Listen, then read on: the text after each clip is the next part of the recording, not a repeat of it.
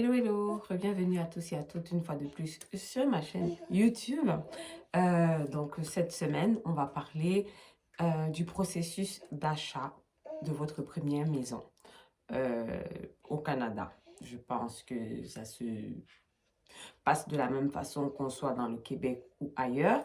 Donc je vais vous parler en vous expliquant en fait comment nous, on a fait, comment le processus s'est déroulé, les choses que vous avez besoin de savoir si vous tentez ou vous voulez vous lancer dans l'achat de votre première maison au Canada.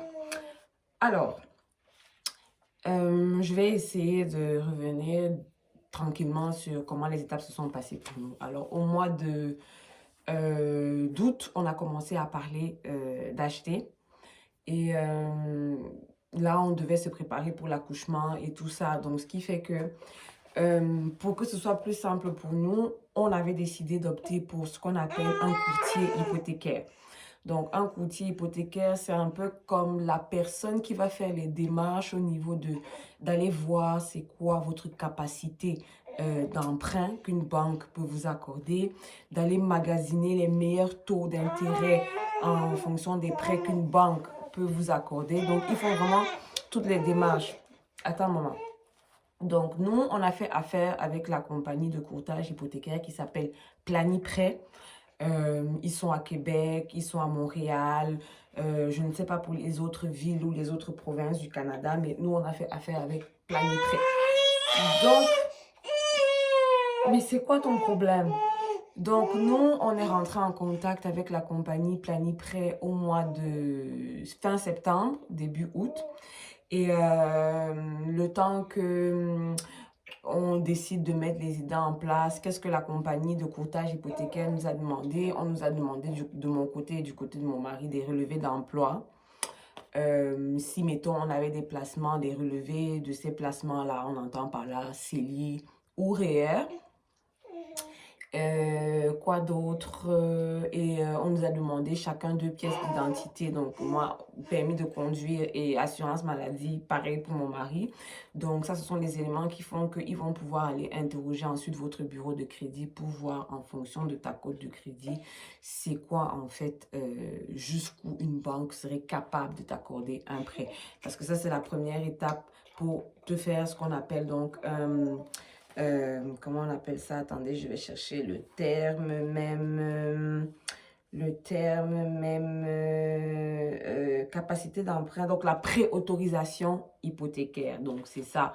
On regarde ton bureau de crédit, on regarde les revenus, ton salaire, on regarde les placements que tu peux avoir. Donc, une fois qu'on a envoyé ça, ensuite, ils nous ont donné une préautorisation hypothécaire qui allait à 300 c'était 350 000 $ qui serait éventuellement le prêt qu'une banque pouvait nous accorder pour l'achat d'une maison. Et une fois que vous avez donc l'autorisation, la préautorisation hypothécaire, à ce moment-là, tu peux commencer à regarder les différentes maisons que tu trouves sur le marché. Nous, on a préféré ne pas passer par un agent d'immeuble ou si tu veux, agent immobilier qui fait les recherches de maison pour toi. On est passé par ce qu'on appelle du proprio.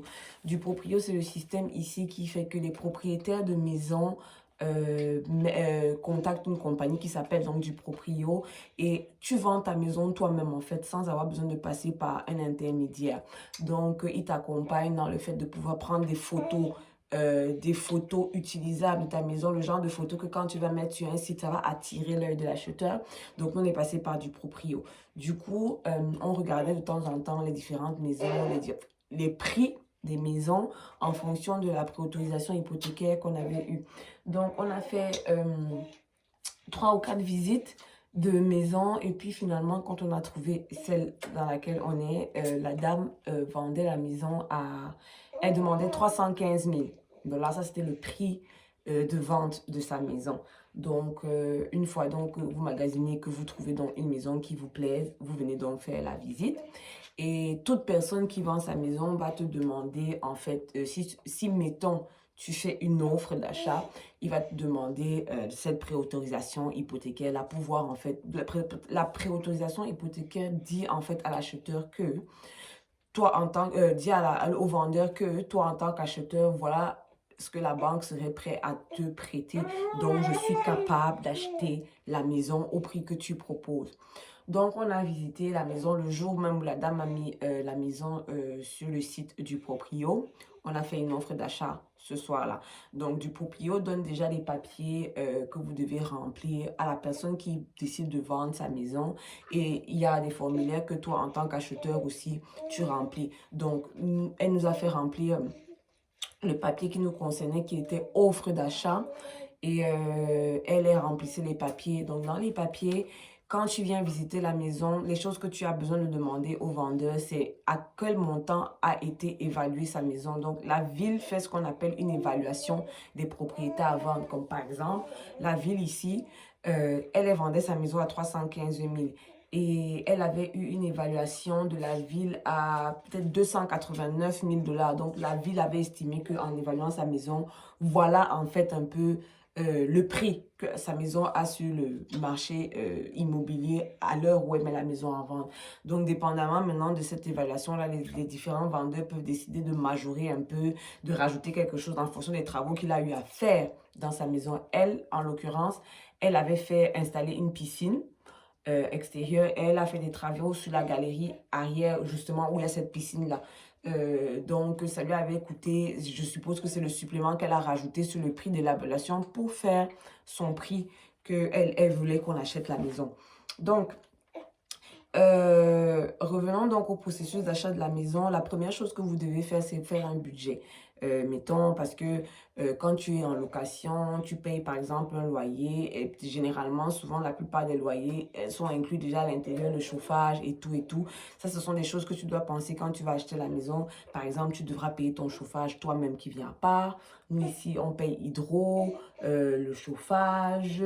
Qu'est-ce qu'il y a d'autre que tu payes toi-même, que ce ne sont pas des dépenses qui sont souvent incluses. Donc, tu fais un budget et tu évalues en fait tes liquidités, c'est-à-dire est-ce que tu as de l'épargne de côté, est-ce que tu as des placements comme REER, CPG, CELI. Mange pause populo, maman. M'envole poso. Excusez-moi, je reviens 2 secondes. Donc, désolée, ma petite avait besoin d'un peu d'attention. Donc, là, je l'ai couchée et donc je reprends la vidéo.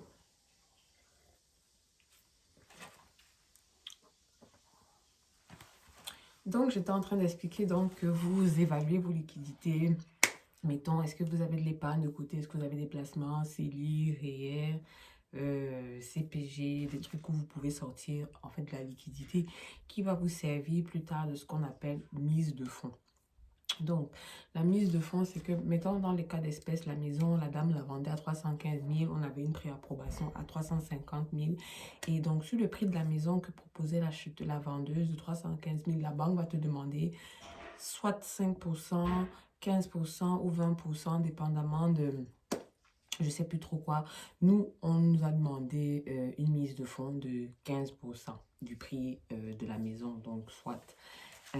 il fallait qu'on débloque 50 000 $ sur le prêt total que la banque allait nous accorder. Donc, mettons, comme la maison, c'est 315 000, la banque vous demande 15% et la banque vous prête l'autre moitié, enfin, le reste du pourcentage. Bon, essayez de comprendre, essayez de comprendre comme j'explique. Donc, voilà. Et il faut garder en tête que lorsque vous décidez d'acheter la maison, il y a des frais à couvrir. Donc, en plus du 50%, du 15% que vous allez garder, il faut que vous prévoyez les frais de notaire. Dans cette opération-là, le notaire nous a coûté 1300, bon, évalué entre 1300 et 1500 $, les frais de notaire. Vous allez avoir la taxe de bienvenue. Dans la taxe de bienvenue, c'est une taxe que tu payes une fois que tu accèdes à la propriété. Donc, quelques mois après avoir pris possession de la maison et de t'être installé, tu as ce qu'on appelle la taxe de bienvenue. La ville où tu achètes la maison t'envoie une facture qui est la taxe de bienvenue. C'est environ 1% du prix de la maison. Donc, notaire, taxe de bienvenue. Et dépendamment dans ça aussi, vous avez les frais d'évaluation. Parce que quand tu achètes une maison, ensuite tu dois faire venir... comment tu as appelé tout à l'heure le monsieur? Inspecteur en bâtiment qui va venir évaluer s'il n'y a pas des trucs qui font que la maison, par exemple, tu ne vas pas l'acheter parce que, par exemple, je sais pas moi, le sous-sol est pourri, qu'il y a de l'amiante, qu'il y a de la moisissure, des trucs comme ça, en fait, que souvent certains vendeurs ne vont pas te dire que comme tu vois là, ma maison, il y a tel dégât, ma maison, il y a tel problème. Donc, tu fais venir un évaluateur, un inspecteur en bâtiment. Donc, ça, il faut prévoir entre 500 ou 600 dollars. En l'occurrence, celui qui a fait le travail d'inspection ici, ça a coûté 600 dollars pour cette inspection-là. Donc, il prend certaines photos, il évalue la maison, il entre dans la maison, il a inspecté le dehors avec la piscine, la terrasse où il y a la piscine. Bref, en gros, il fait son travail d'inspection, quoi. Après ça, donc, j'ai parlé de la préautorisation, magasiner la maison, les papiers nécessaires. Bon, une fois donc que vous avez donc maintenant fait l'offre d'achat au propriétaire de la maison, vous prenez donc les papiers là, donc toute la documentation, vous envoyez donc à votre courtier hypothécaire qui maintenant va essayer de magasiner les meilleurs taux d'intérêt avec les différentes banques. Donc, nous, dans notre cas d'espèce, quand le courtier hypothécaire, c'est-à-dire Planiprêt, a donc magasiné les meilleurs taux d'intérêt, ça a tombé que à ce moment-là, la période où on voulait faire l'achat, c'était la banque Scotia qui était celle qui proposait le meilleur taux. Donc, c'est pas forcément toujours obligé d'être la banque avec laquelle tu fais déjà affaire. Ça peut être une autre banque parce que cette banque-là te propose un meilleur taux d'intérêt au moment où tu vas acheter. Donc, voilà.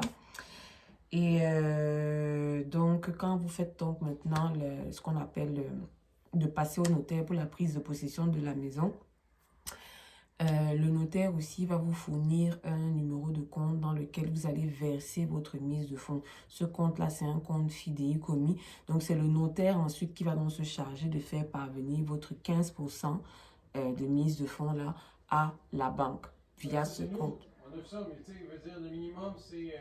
oui, j'ai parlé 5%, j'ai déjà dit.